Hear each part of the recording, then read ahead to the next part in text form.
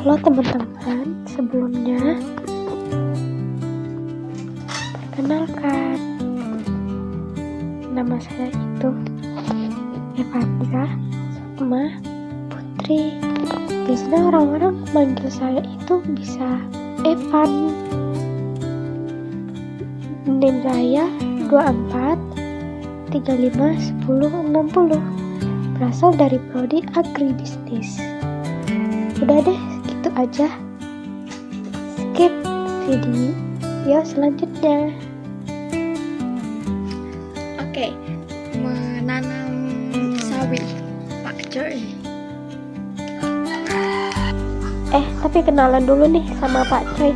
Pak Coy itu sayuran hijau yang bentuknya mirip sawi, tapi lebih mungil dan lebih renyah. Daunnya hijau segar, batangnya putih, dan rasanya tuh enak banget kalau ditumis atau dibuat sup. Selain enak, Pak Coy juga cepat banget tumbuh. Sekitar 30-40 hari udah bisa panen. Makanya banyak orang suka nanam ini, termasuk di rumah-rumah. Dan yang paling asik itu, Pak Coy bisa banget ditanam di paralon yang diisi tanah. Jadi cocok buat yang halamannya sempit, tapi tetap pengen berkebun yang tanamannya mudah untuk dirawat. Oke, sekarang kita masuk ke persiapan pertama, yaitu tanah dan pupuk kandang sebagai perbandingan antara tanaman Pak Coy yang banyak pupuknya dan yang sedang pupuknya. Itu bagaimana kondisi akhirnya.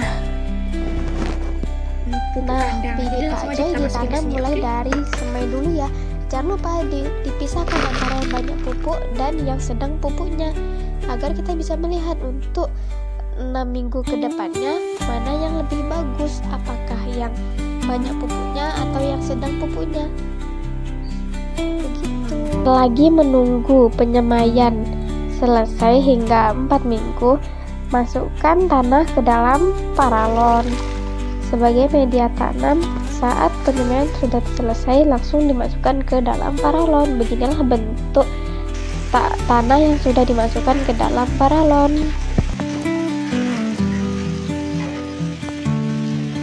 Ini nih bagian suruhnya. Kita bisa ngeliat di minggu kedua untuk pupuk overdosis bagi tanaman Pak Coy, pertumbuhannya tuh lambat. Dia tuh sangat kecil padahal sudah 2 minggu. Oh iya, airnya cukup disiram rutin ya. Pokoknya jangan sampai tanahnya tuh jadi lumpur tapi juga nggak kering. Tapi bagi tanaman Pak Coy yang pupuknya itu sedang, pertumbuhannya tuh lebih cepat, daunnya lebih gede dan batangnya lebih gendut. Pas minggu ketiga juga belum bisa menyamai pupuk yang pas-pasan, tetap kecil dan batangnya masih rapuh, belum sekokoh pupuk sedang. Nah, yang pupuknya takarnya pas, ini pertumbuhannya cepet, bagus dan sehat. Nah, lanjut nih di minggu keempat, tanaman Pak Coy yang pupuknya overdosis, dia tumbuhnya tuh santai banget, masih kecil, belum bisa menyamai tanaman Pak Coy yang pupuknya sedang. Lihat tuh, di minggu keempat aja tanaman Pak Coy yang takarannya pas itu sudah bisa dipindah ke dalam paralon. Sudah besar, hijaunya pas, daunnya lebar, batangnya kokoh. Yaudah deh, lanjut aja kita untuk memindahkan tanaman Pak Coy ke dalam paralon. Hati-hati ya pindahnya, jangan sampai akarnya itu rusak saat memindahkannya. Tahu nggak sih, ternyata mindahin tanaman Pak Coy ke dalam paralon ini susah-susah gampang. Oh iya, sebelum tanaman Pak Coy dimasukkan ke dalam paralon, jangan lupa disiram dulu tanah yang di dalam paralon biar enak dimasukkan ke dalam paralon tanaman Pak Coy-nya.